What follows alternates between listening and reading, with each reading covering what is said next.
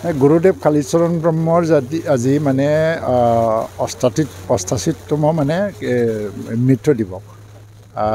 আজিৰ পৰা ৮৮ বছৰ আগতে তেওঁ মৃত্যু ঘটিছিলে। আজি বড়োসকলৰ যিটো ৰিনাইচেঞ্চ পৰিৱৰ্তন আৰু নতুন আধুনিক বড়ো সমাজ যে গঢ় লৈ উঠিলে তেওঁ কালীচৰণ ব্ৰহ্মৰ কাৰণে হ'ল। কাৰণ সেই সময়ৰ সমাজটো আমাৰ খুবেই মানে বেয়া আছিলে আৰু কুসংস্কাৰেৰে মানে জৰ্জৰিত হৈ সমাজখনে আগবাঢ়ি পৰা নাছিল, শিক্ষা নাছিল, কি নাছিলে। সেই সময়ত সেই সংস্কাৰৰ এটা আন্দোলন কৰি দিলে, যি সময়ত ভাৰতবৰ্ষত গোটেই ভাৰতবৰ্ষতে সংস্কাৰ আন্দোলন হৈছিল। সমাজ সংস্কাৰৰ সতীদাহ চব মানে স্বাধীনতাৰ আগৰ পৰাই তেখেতেও আমাৰ বড়ো সমাজ আৰু জনজাতি সমাজক সংস্কাৰ কৰাৰ এটা দায়িত্বটো লৈছে।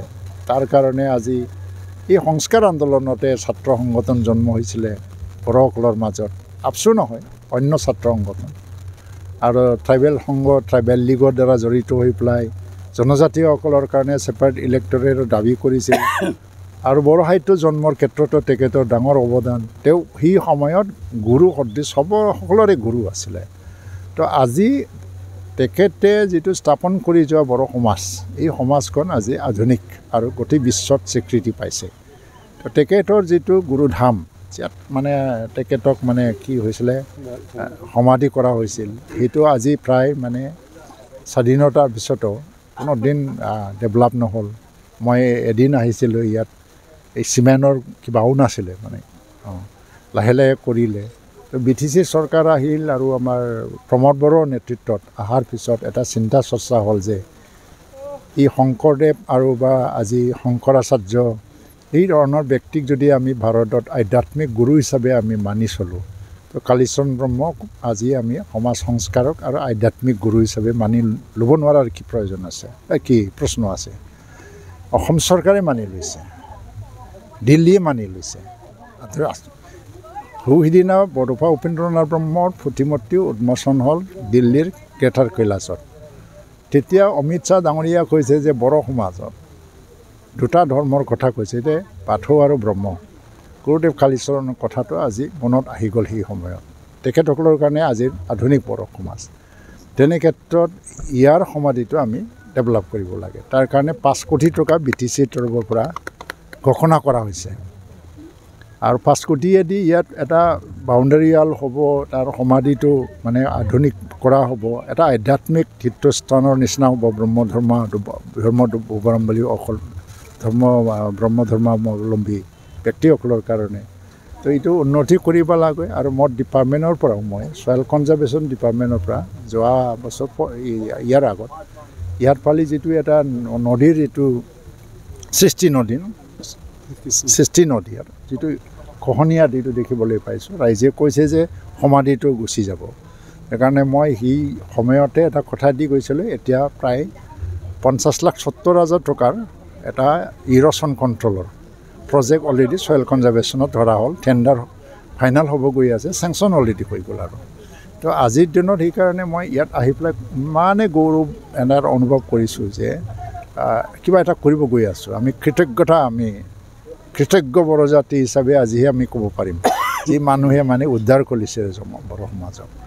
সেইকাৰণে ইয়াত যিটো ব্ৰহ্ম সমাজ আছে, ব্ৰহ্ম ধৰ্মৰ সমিতি আছে, তেওঁলোকে যিটো উদ্যোগ লৈছে, আৰু মই এটা অনুৰোধ তেখেতসকলকো জনাইছোঁ যে গুৰুদেৱ কালীচৰণ ব্ৰহ্মৰ জীৱনী লৈ পেলাই তথ্যচিত্ৰ নিৰ্মাণৰ এটা কাৰ্য ল'ব লাগে। কাৰণ আজিলৈকে তথ্যচিত্ৰ হোৱা নাই।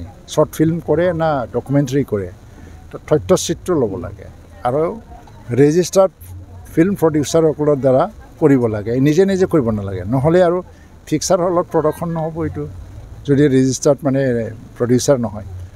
তো তথ্যচিত্ৰ আজি মই মুকলি সভাতো কৈ যাম, গুৰুদেৱ কালীচৰণ ব্ৰহ্মৰ নামত তথ্যচিত্ৰ নিৰ্মাণটো এতিয়া নতুন এটা এজেণ্ডা হিচাপে আজিৰ পৰা আৰম্ভ কৰক।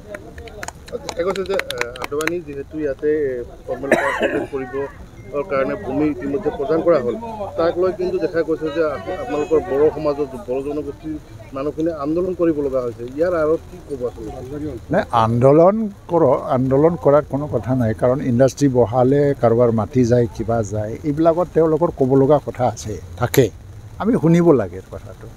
কিন্তু সমগ্ৰ পৰ্বতজোৰাবাসী ৰাইজে বা ধুবুৰী অঞ্চলৰ পৰ্বতজোৰা বুলি নহয় কোকৰাঝাৰ বুলি এটা যদি প্ৰশ্ন কৰোঁ ইণ্ডাষ্ট্ৰিয়েলাইজেশ্যনটো হ'ব লাগিলে নাই ইণ্ডাষ্ট্ৰি হ'ব লাগে কাৰণ চাকৰি নাপায় সংস্থাপন নাপায় অৰ্থনীতি নাই আদানীয়ে যিটো থাৰ্মেল পাৱাৰ প্ৰজেক্ট বনাব ইয়াত প্ৰায় শেষ পৰ্যায়লৈকে মানে পৰ্যায়ক্ৰমত তেওঁ 18,000 কোটি টকা ইনভেষ্ট কৰাৰ কথা কৈছে ইয়াত আৰু ইয়াৰ অৰ্থটো কি হ'ল ইয়াত বহুত হেজাৰ ল'ৰা ডাইৰেক্ট এমপ্লয়মেণ্ট পাই যাব আৰু বহুত হেজাৰ ল'ৰা ছোৱালী ইনডাইৰেক্ট এমপ্লয়মেণ্ট পাই যাব বিজনেছ কিবা কিবি আনফালে এতিয়া ৰেলৱে কষ্ট ফেক্টৰী হৈ আছে আৰু ইয়াত থাৰ্মেল পাৱাৰ প্ৰজেক্ট যদি হয় বাঁশবাৰী ৰেলৱে ষ্টেচনটো কয়লা আনিবৰ কাৰণে ৱাগন আপলোডিঙৰ কাৰণে এটা ডাঙৰ পৰিব লাগিব ৰেলৱে ষ্টেচনটো আৰু আজি ৰূপসী এয়াৰপৰ্টটো ভাইবল হৈ থকা নাই কেতিয়াবা বন্ধ হৈ যাব পাৰে কিন্তু দুটা ইণ্ডাষ্ট্ৰি যদি ভালকৈ চলে ৰূপসী এয়াৰপৰ্টটো বন্ধ হোৱাৰ কোনো কথাই নাই ই আৰু মানে বৃদ্ধি হৈ পেলাই কাৰ্গো ফেচিলিটিও আহি যাব পাৰে কেতিয়াবা তো এটা সময় দেখিবলৈ পাইছোঁ ধুবুৰী গৌৰীপুৰ আৰু পৰ্বতজোৰা ৰূপসী লৈ পেলাই এটা ইণ্টিগ্ৰেটেড এটা ডাঙৰ চিটি হোৱাৰ এটা সম্ভাৱনা য'ত হাজাৰ হাজাৰ মানুহৰ সংস্থাপন এনেই আহি যাব আজিৰ দিনত অসমত কোনো জিলা নাই ইণ্ডাষ্ট্ৰি আহিলে আমাক নালাগে বুলি আন্দোলন কৰা তাৰমানে আন্দোলন নকৰে আজিকালি কয় যে আমাৰ যিখিনি লোকচান হৈছে এইটো চাব লাগিব এইটো BTC চৰকাৰে আলোচনা কৰি আছে আৰু মাটিটো BTCৰে আদানীয়ে মাটি ল'ব নোৱাৰে APDCL ল'ব APDCL এগ্ৰিমেণ্ট কৰিব লিজত আৰু এই আদানীক যদি দিয়াও হয় এতিয়ালৈকে ফাইনেল হোৱা নাই মই নকওঁ যদি দিয়াও হয় বাউণ্ডাৰী কোনে টানিব BTCয়ে টানিব এইটো বড়োগাঁওটো কিয় মানে উচ্ছেদ কৰি পেলাই বাউণ্ডাৰী টানিম আমি BTCৰ হাততে